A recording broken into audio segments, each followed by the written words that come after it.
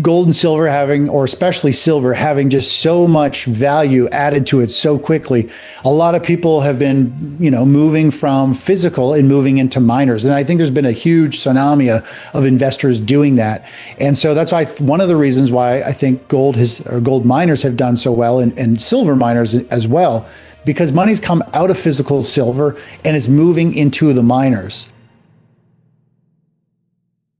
We take a look at gold. If we look at gold's chart, it's had a series of moves that are kind of been repeating themselves. We have a rally up and then it consolidates for a while. We have another big rally, it consolidates for a while.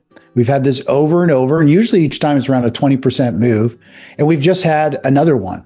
And so the big question is, how is gold going to react? A lot of times it takes several months to work through. Usually price comes up and tests near the highs a few times, and then eventually it has a breakout.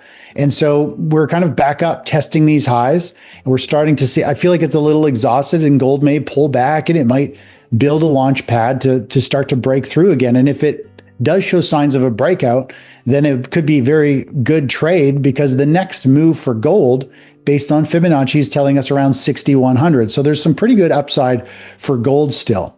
But there was a lot of damage done to this chart. And when we look at the chart of gold, this big red bar is something to be worried of. This is a very bearish kind of chart pattern. The body of this red bar, we have all of these bars inside acting as inside bars. This is a bearish price action, and it can mean that once you reach and breach that level, you can have a very big red bar that brings it right back down. When an asset approaches previous highs, markets typically enter a testing phase. Prices often challenge resistance several times before either breaking through or retreating. Gold appears to be at that exact moment right now. Many traders believe the metal may need additional time to stabilize before pushing higher. A temporary pullback would not necessarily signal weakness.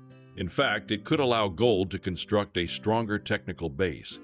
Analysts using Fibonacci projections suggest that if a decisive breakout occurs, the next major target could be significantly higher than current levels. However, until that breakout is confirmed, resistance zones remain areas where volatility and uncertainty tend to increase.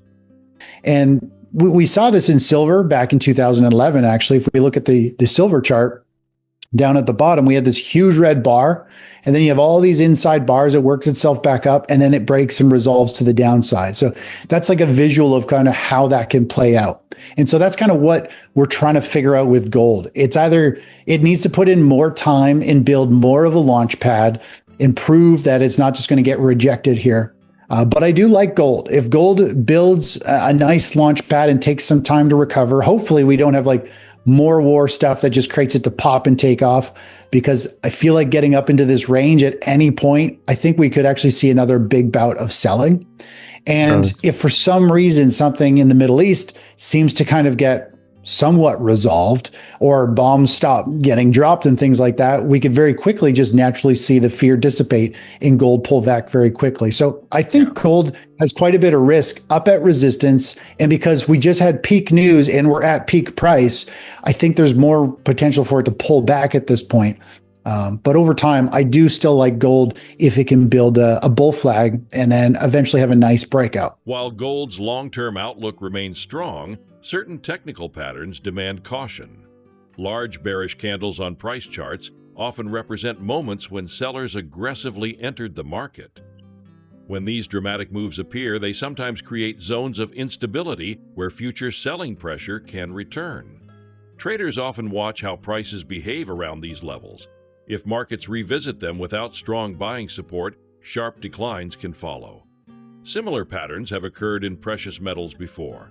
For example, during the dramatic spike in silver over a decade ago, a powerful sell-off quickly reversed months of gains. Gold investors now monitor whether current price action reflects temporary exhaustion or the early stages of deeper consolidation. Silver, I'm still pretty bearish on it. There's a lot of damage done to this chart. It's got this massive red bar. These are kind of inside days. We are seeing selling with silver today. We saw a lot of fear in the markets early on, and silver was trading higher, but it's quickly gotten sold into. So I'm not a big fan of silver at this point. I definitely prefer gold because it's more stable, but it also has a much stronger price pattern. And investors go to gold when there's actually, some real fear going on in terms of war and things like that. And that's the scenario we're in. So silver, I think, could sell off and pull back very sharply. I would temporarily still avoid silver. It might be a very good play when gold builds a launch pad. We'll take a look at silver. We'll see how it looks. And it could be a very good play. I think silver has potential to pop to about 140. That would be the next upside target based on technical patterns. So there is potential, but I definitely want to wait for silver to prove that it's built a base, that it is starting to go up, and then I'll jump on that train. Gold has always been closely tied to global uncertainty. During periods of geopolitical tension or economic instability, investors frequently seek the metal as a safe haven asset. Recent global developments have once again pushed gold into the spotlight as traders react to political risks, inflation concerns, and economic uncertainty. However, markets driven by fear can also reverse quickly.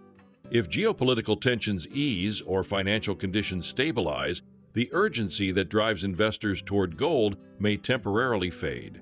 This psychological shift can cause sudden pullbacks.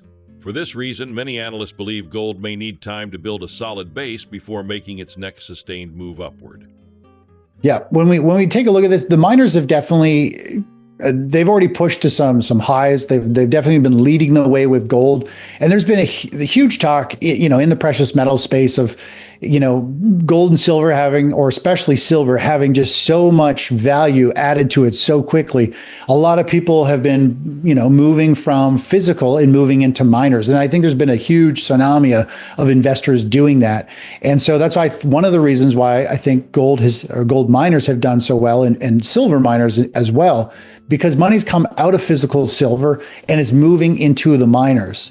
And so there's a money flow. And that's probably why silver is underperforming, is because people aren't looking to jump into it. I think a lot of people are buying get into the miners, and because the multiples, aren't quite there. Depending how you look at the fundamentals, we should see miners like way higher.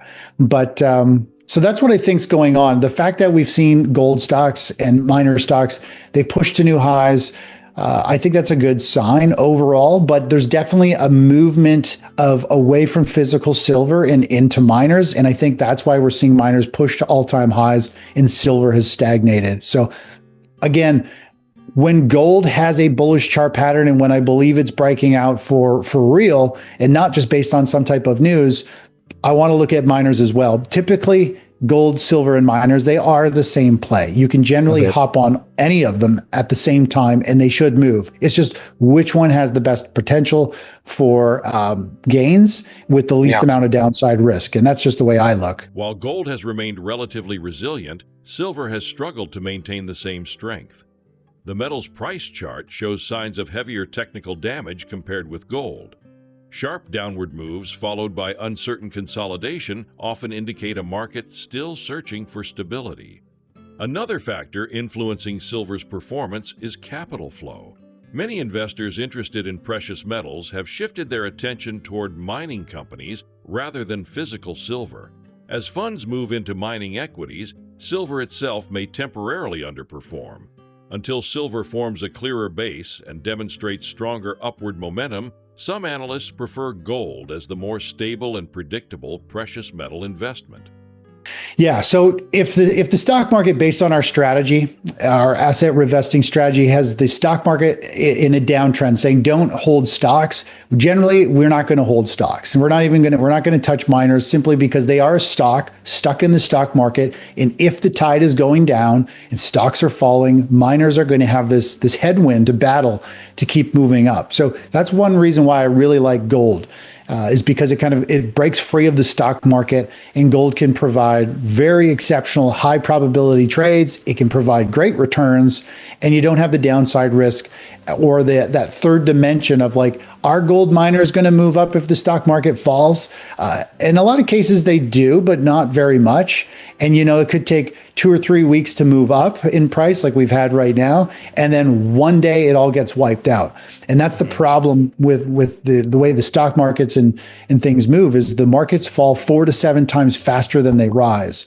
Yeah. And so you got to be very cautious of the volatility because, it's looking good right up until it doesn't. And you wake up one morning and suddenly you've just like, how did I wipe out a whole month's worth of gains? And so fair enough. Miners carry that risk.